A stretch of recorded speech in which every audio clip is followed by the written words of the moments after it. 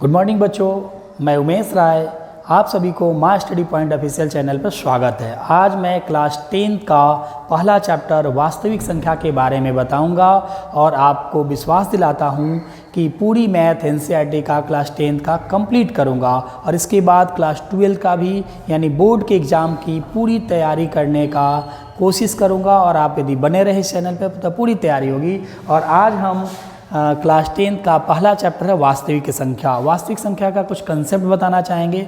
यदि वास्तविक संख्या समझना है उसके पहले कुछ वर्ड है वो जानेंगे, उसका कुछ बेसिक कंसेप्ट यदि जान जाए तो चैप्टर बनाने में बहुत मज़ा आएगी। तो उसका बेसिक चीज़ें हम लोग सीखेंगे कि क्या है। जैसे सबसे पहला चीज़ है कि वास्तविक संख्या क्या है। तो वास्तविक संख्या समझने के पहले थोड़ी सी बात और हम पहले जानेंगे, जैसे अंक क्या है, संख्या क्या है, तब वास्तविक संख्या के बारे में हम बता रहे हैं। जैसे अंक के बारे में जो हुआ, डिजिट क्या है, तो 0 1 2 3 4 5 6 7 8 9 ये क्या है, अंक बोलते हैं। अंक क्या है, 0 से लेके 9 तक को हम अंक बोलते हैं। और जब उसके बाद होती है संख्या, तो संख्या क्या होती है, जब अंकों को हम मिलाएं, जब अंकों को मिलाएंगे से जो मान प्राप्त होता है उसे संख्या कहते हैं। जैसे 2 अंकों की छोटी संख्या 10, 2 अंकों की बड़ी संख्या 99, 3 अंकों की छोटी संख्या 100, 3 अंकों की बड़ी संख्या 999 ना। ये 3 अंकों की छोटी संख्या ही बड़ी संख्या है ना। तो ये छोटी संख्या ही बड़ी संख्या है ये। या 1 अंकों की छोटी संख्या, मान लीजिए 0 कहेंगे, 1 अंकों की बड़ी संख्या 9 कहेंगे। तो यानी अंक और संख्या समझ गए, क्योंकि 1 अंक का भी संख्या होता है, 2 अंकों की संख्या, 3 अंकों की संख्या, 4 अंकों की संख्या, यानी कई प्रकार की संख्या हो जाए। अब संख्या का जो प्रकार है मेरे हिसाब से यदि इसको देखा जाए तो दो पार्टों में बांट सकते हैं। एक है वास्तविक संख्या और एक है काल्पनिक संख्या। वास्तविक संख्या यानी रियल नंबर और काल्पनिक संख्या मतलब इमेजनरी नंबर। तो वास्तविक संख्या क्या है, क्योंकि वास्तविक संख्या का डिफरेंस जानने के लिए थोड़ा सा इसका हम पार्ट यहाँ ड्राइव कर रहे हैं कि एक हो जाता है परिमेय संख्या और एक क्या होता है अपरिमेय संख्या। तो परिमेय और अपरिमेय के मिश्रण को भी वास्तविक संख्या कहते हैं। ये कहीं भी वास्तविक संख्या डिफिनेशन देंगे कि परिमेय और अपरिमेय के मिश्रण को हम वास्तविक संख्या कहते हैं, तो फिर परिमेय आपसे पूछा जाएगा। इसलिए इसका एक दूसरे शब्दों में हम बोल सकते हैं वास्तविक संख्या का डिफिनेशन कि वैसी संख्या जिसका वर्ग करने पर धनात्मक आए, वैसी संख्या जिसका वर्ग करने पर धनात्मक आए उसे वास्तविक संख्या कहते हैं, उसे वास्तविक संख्या कहते हैं। जैसे मान लीजिए 1 का स्क्वायर यानी 1 हुआ, तो यह 1 क्या है, वास्तविक संख्या हुआ 1। 2 का स्क्वायर क्या हुआ, 4 हुआ, ये 2 क्या है, वास्तविक संख्या है। अब -3 का स्क्वायर करेंगे तो क्या होगा, 9 हो जाएगा। तो ये -3 भी क्या है, वास्तविक संख्या। यानी जिस संख्या का वर्ग करने पर धनात्मक आ जाए उस संख्या को हम क्या कहते हैं, वास्तविक संख्या कहते हैं। तब थोड़ा सा इसके बारे में भी जान ले, काल्पनिक संख्या यानी वैसी संख्या जिसका वर्ग करने पर माइनस में आ जाए, ऋणात्मक आए, उसे हम लोग काल्पनिक संख्या कहते हैं। जैसे रूट के अंदर यदि -2 है और इसका स्क्वायर करेंगे तो स्क्वायर से रूट कैंसिल हो जाएगा, यानी -2 होगा। रूट के अंदर -3 इसका स्क्वायर करेंगे तो क्या होगा, -3 होगा। तो root under -2, root under -3, root under -5 ये सब क्या है, काल्पनिक संख्या है। यानी जिस संख्या का वर्ग करने पर ऋणात्मक आए उसे हम क्या कहते हैं, काल्पनिक संख्या कहते हैं। और ये काल्पनिक संख्या का विशेष यूज हम लोग आईएससी में पढ़ेंगे। और वास्तविक संख्या जो ये समझ रहे हैं कि जिसका वर्ग करने पर क्या है, प्लस में है, उसे वास्तविक संख्या कहते हैं। अब वास्तविक संख्या 2 पार्ट में बढ़ जाती है, एक परिमेय और एक अपरिमेय। तब परिमेय संख्या किसे कहते हैं कि वैसी संख्या जो P/Q के रूप में हो और P और Q पूर्ण अंक हो तथा Q नॉट इक्वल टू 0 हो उसे हम परिमेय कहते हैं। तथा अपरिमेय जो P/Q के रूप में न हो, है ना, तो उसे अपरिमेय संख्या कहते हैं। तो ये बेसिक चीज़ बता रहे हैं कि जिससे थोड़ा सा आइडिया हो जाए चैप्टर समझने में। और क्या है, अब परिमेय समझ गए, तब परिमेय भी 2 तरह का हो सकता है, एक होगा शांत और एक क्या होगा, अशांत।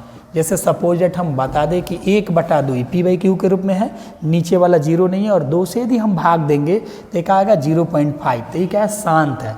यानी वैसी परिमेय संख्या जिसका हर से भाग देने पर पूरी कट जाए तो उसे शांत कहते हैं। अशांत के लिए जैसे 1/3, अब 3 से भाग दें तो 0.3 बार आ रहा है, तो ये क्या हो गया, अशांत परिमेय हो गया।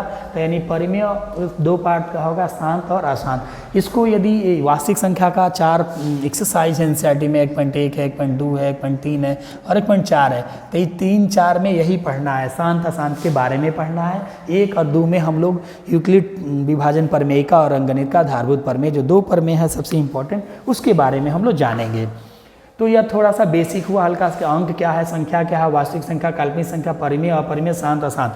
थोड़ा सा और हम लोग हल्का फुल्का जान ले, क्योंकि ये जाने बिना क्वेश्चन बनाना बहुत दिक्कत होगा। जैसे प्राकृत संख्या क्या है, पूर्ण संख्या क्या है, सम संख्या क्या है, विषम संख्या क्या है,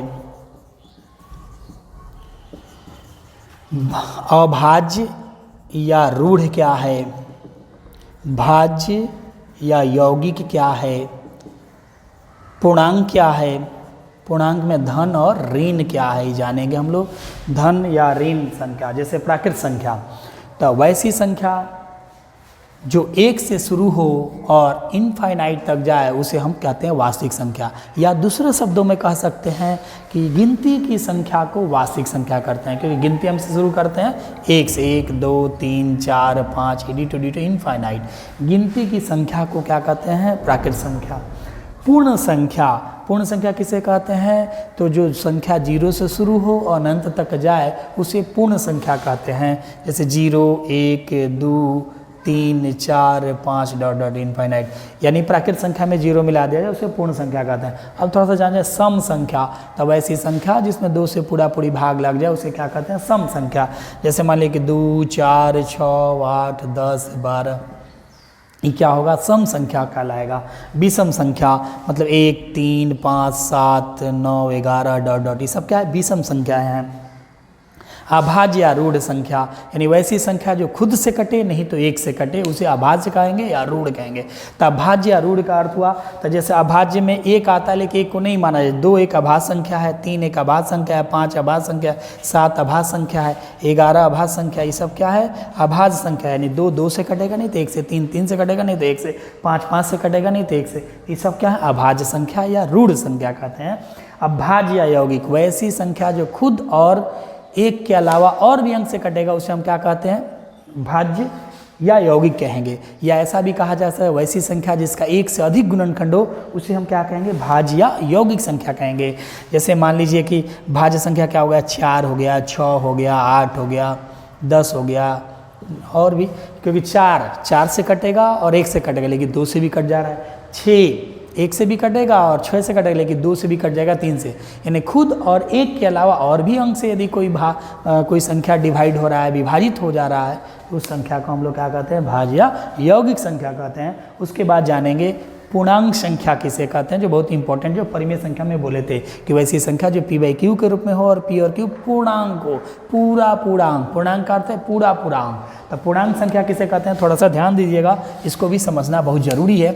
जैसे हम लोग प्राकृत संख्या जानते हैं 1 2 3 डी टू इनफाइनाइट, तो पूर्णांक संख्या का डेफिनेशन बता रहे हैं।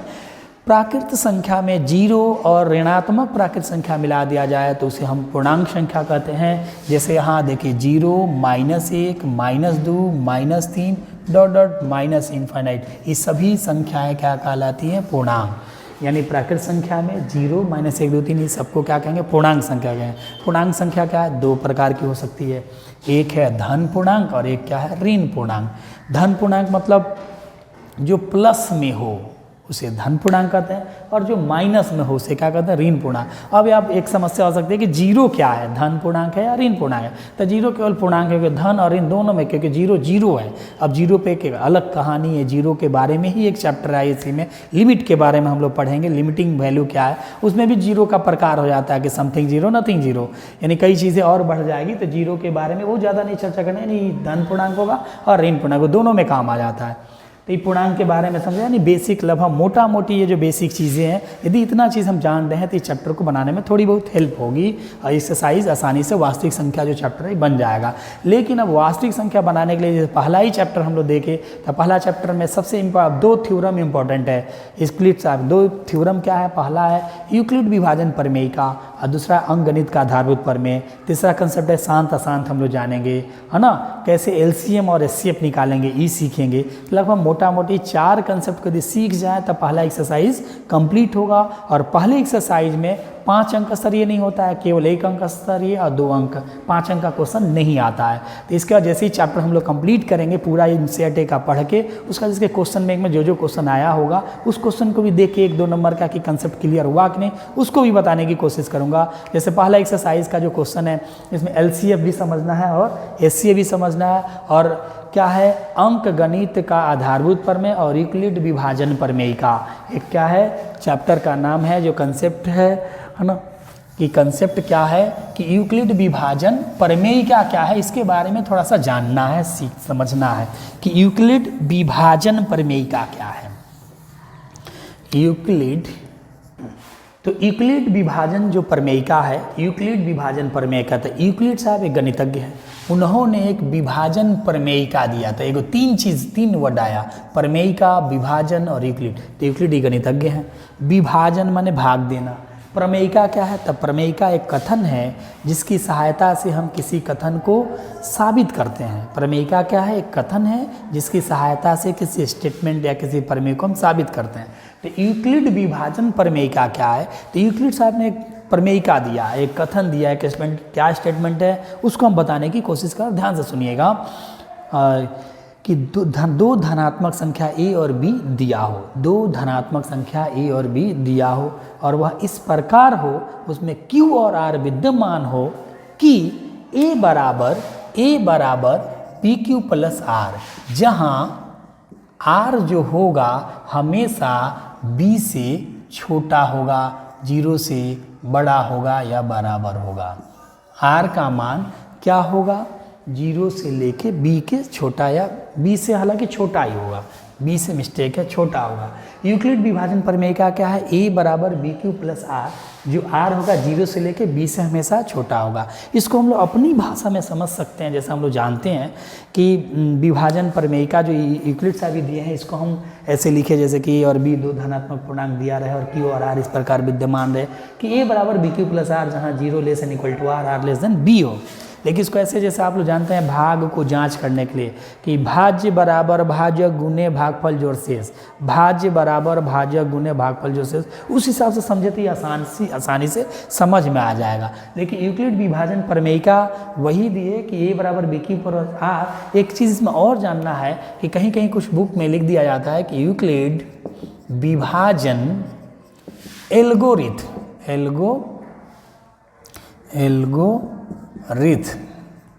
तो ई क्या है, यूक्लिड विभाजन जैसे प्रमेयिका तो ई है, यूक्लिड विभाजन एल्गोरिथम क्या है, तो एल्गोरिथम जो है अल-ख्वारिज़मी एक गणितज्ञ थे, फारसी गणित, उन्हीं के नाम से लिया गया है।